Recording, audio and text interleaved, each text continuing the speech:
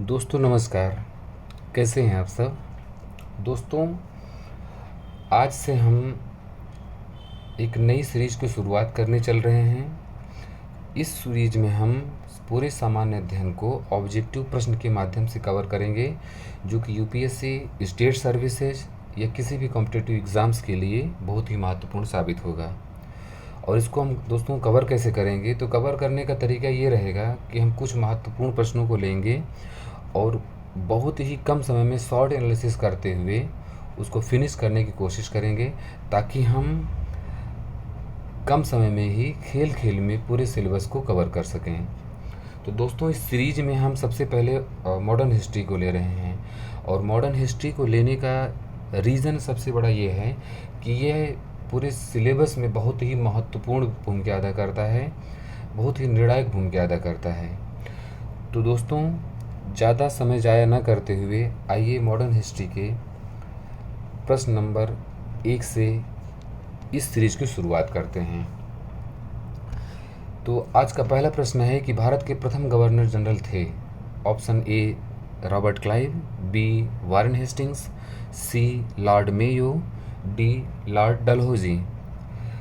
तो हमारा आंसर होगा option number B, Warren Hastings.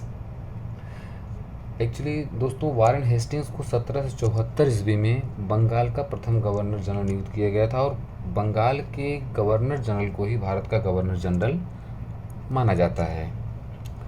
दोस्तों क्वेश्चन नंबर 2, द्वैध शासन का जनक किसे माना जाता है। Option A Lord Clive, option B Hector Munro, C Lord Macaulay and D sir Lionel Curtis. तो दोस्तों इसका सही आंसर होगा option number D, option number D, sir Lionel Curtis. इसमें हुआ क्या था कि भारत सरकार अधिनियम 1919 द्वारा प्रांत में दोहरी शासन व्यवस्था की शुरुआत कर दी गई थी। इसमें प्रांतीय विषय को 2 भागों में बांट दिया गया था, एक आरक्षित विषय एवं दूसरा हस्तांतरित विषय। दोस्तों आइए प्रश्न नंबर 3 पे चलते हैं। तो किसने बंगाल में द्वैध शासन प्रणाली को ख़त्म किया। Option number A Robert Clive, B Lord Cornwallis, C Warren Hastings, D उपयुक्त में से कोई नहीं। तो दोस्तों बंगाल में द्वैध शासन प्रणाली वारेन हेस्टिंग्स ने ख़त्म किया था, इसलिए हमारा सही आंसर होगा option number C, Warren Hastings. आइए दोस्तों प्रश्न नंबर 4 पे चलते हैं। लॉर्ड कॉर्नवालिस की कब्र कहाँ स्थित है। Option A Ghazipur, B Ballia, C Varanasi. Sorry दोस्तों यहाँ पे थोड़ा सा ओवर प्रिंट हो गया है, और डी गोरखपुर। तो लॉर्ड कॉर्नवालिस की कब्र गाजीपुर में स्थित है, इसलिए हमारा सही ऑप्शन होगा ऑप्शन नंबर ए, गाजीपुर। प्रश्न नंबर 5 है दोस्तों, भारत में न्यायिक संगठन की स्थापना किसने की। तो ए Lord Mayo, B Cornwallis, C Lord एटले, डी लॉर्ड कर्जन। तो दोस्तों भारत में न्यायिक संगठन की स्थापना वैसे तो वारेन हेस्टिंग्स ने आरंभ किया था, लेकिन कॉर्नवालिस ने इसे बहुत सुदृढ़ रूप में मैनेज किया है। इसलिए दोस्तों भारत में न्यायिक संगठन की स्थापना का श्रेय लॉर्ड कॉर्नवालिस को दिया जाता है। इस हिसाब से हमारा ऑप्शन नंबर बी सही होता है।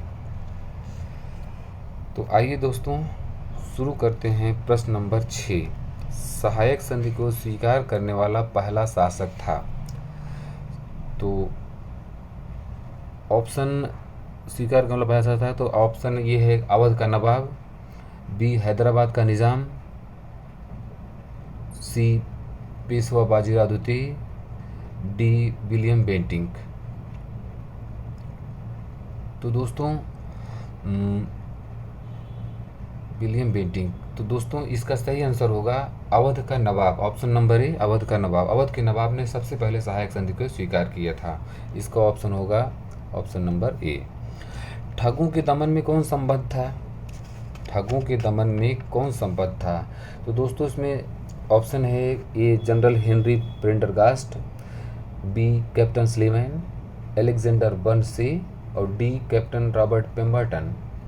तो दोस्तों इसका सही ऑप्शन होगा option number B captain Sleeman.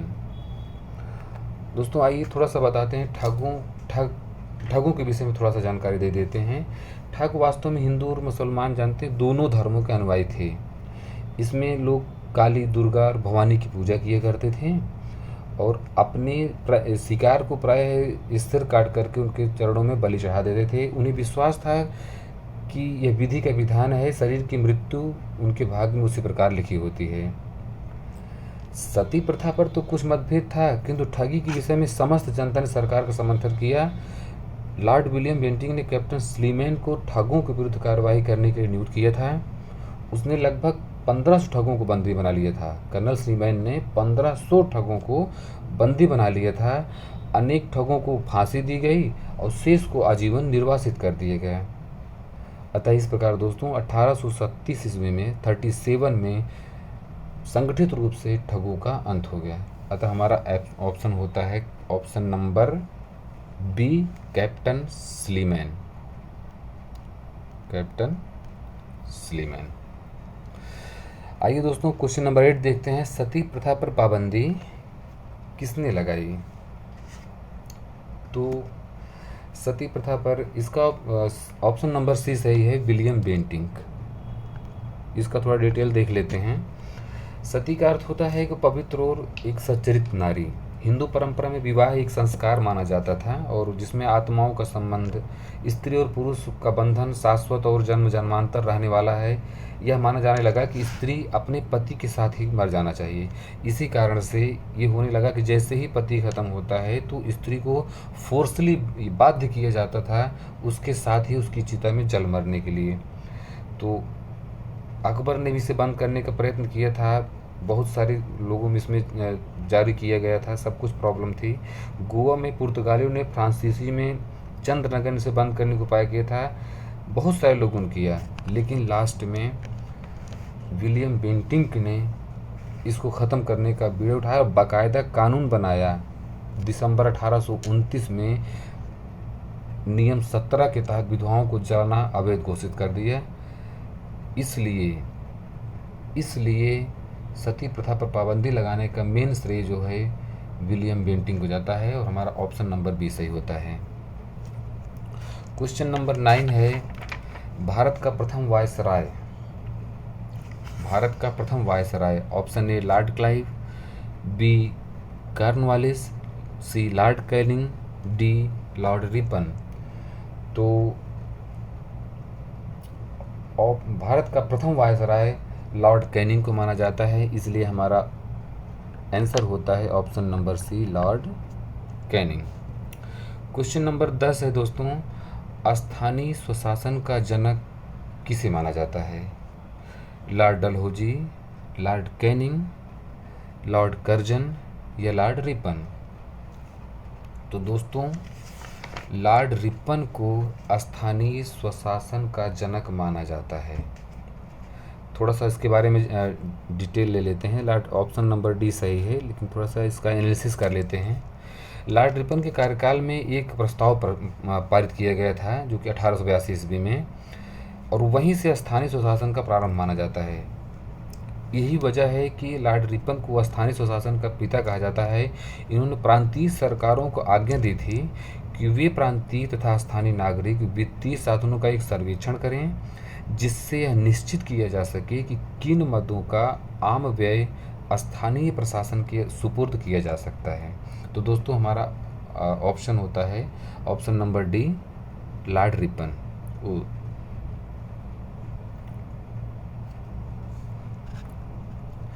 फिर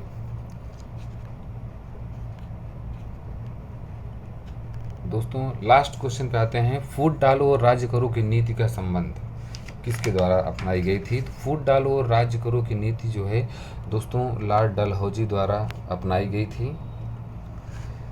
इसका क्वेश्चन नंबर 11 का ऑप्शन नंबर सी सही होगा, लॉर्ड डलहौजी। दोस्तों आज के प्रश्न में, आज की सीरीज में बस इतना ही।